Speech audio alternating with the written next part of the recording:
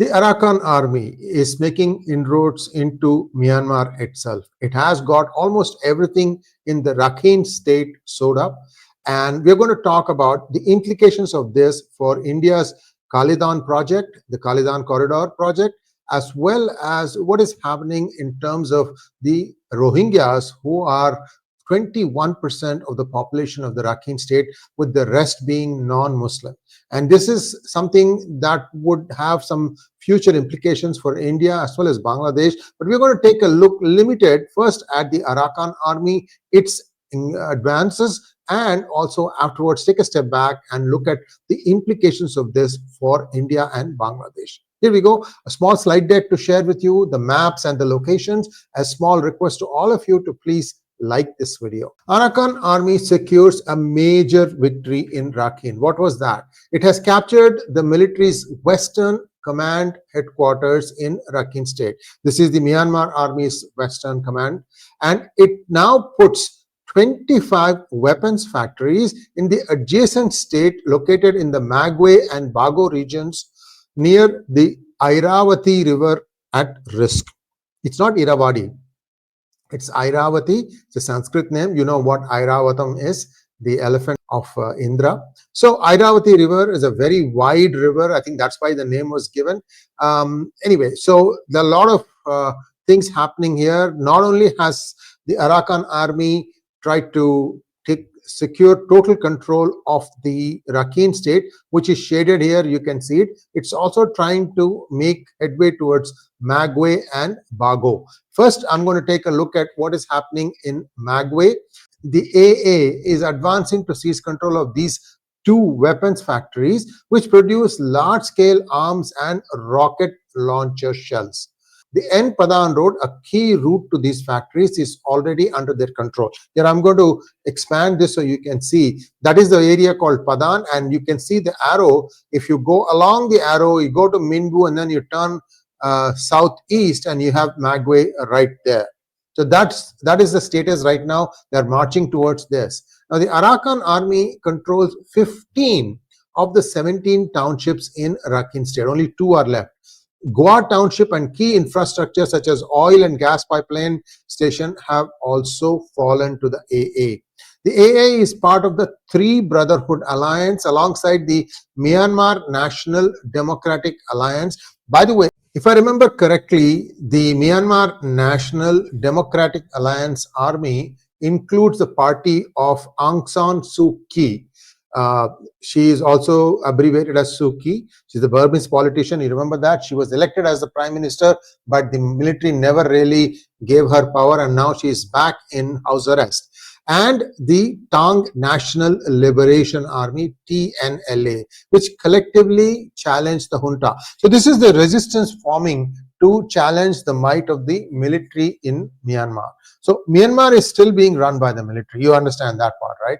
Now China has fairly tight grip over what happens in the Myanmarese military, but it is believed that India also has equal access to the Myanmar junta.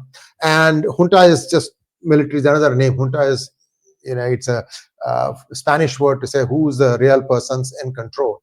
The Shan state, which is where most of the drug production happens, part of the Golden Crescent, and parts of these are under control of this Three Brotherhood Alliance. So how this is all going to play out is something that remains to be seen. Now let's take a look at the implications for India, especially its 𝗤𝗙𝗙 multimodal transport project in Rakhine state.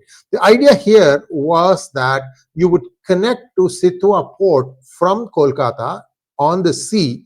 Then there is the 𝗤𝗙𝗙 river, and you could navigate the river all the way up until, I'll show you the data, and then from there you would transport by road and you would go into India. And I'm going to magnify this map also so you can clearly see the distances involved and how much is still left. Almost everything in this 𝗤𝗙𝗙 project is complete. So here is the bigger picture, 539 kilometers across the Bay of Bengal. Then you come to Sitwa port, then you have the 𝗤𝗙𝗙 river, you navigate up that river, you go up to 𝗪𝗏𝗏, if I remember correctly. I think the river is wide enough to navigate up to 𝗪𝗏𝗏.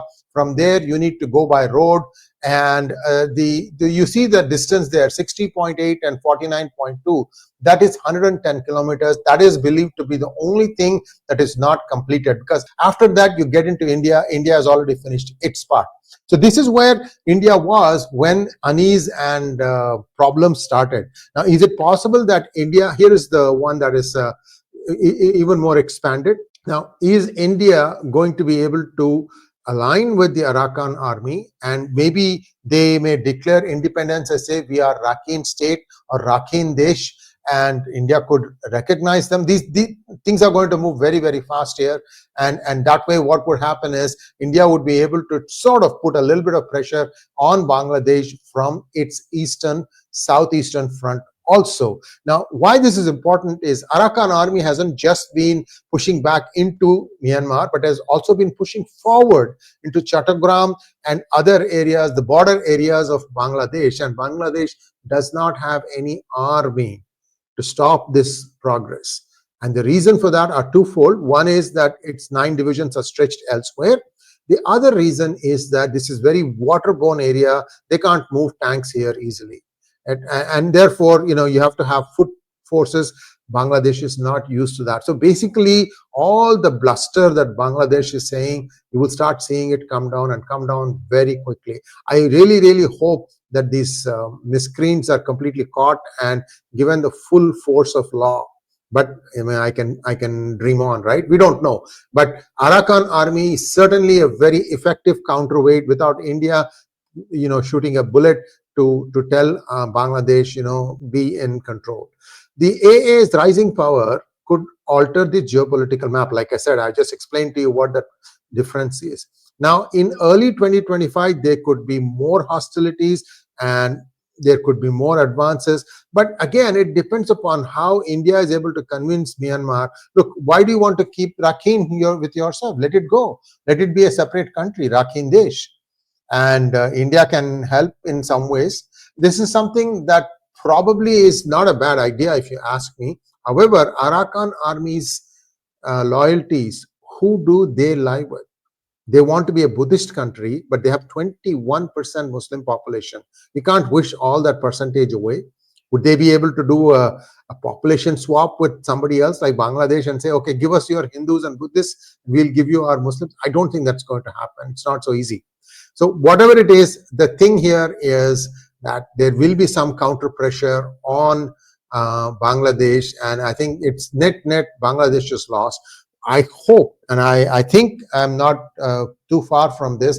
I think India is going to start making its moves in Bangladesh between now and March. I think is when you can expect action in terms of Indian Army itself trying to settle the matters. We already know that many are being shipped out into Bangladesh who are illegal trespassers in India. This is happening on a daily basis. You don't see it in the news, but I'm told from reliable sources that many are getting deported every day.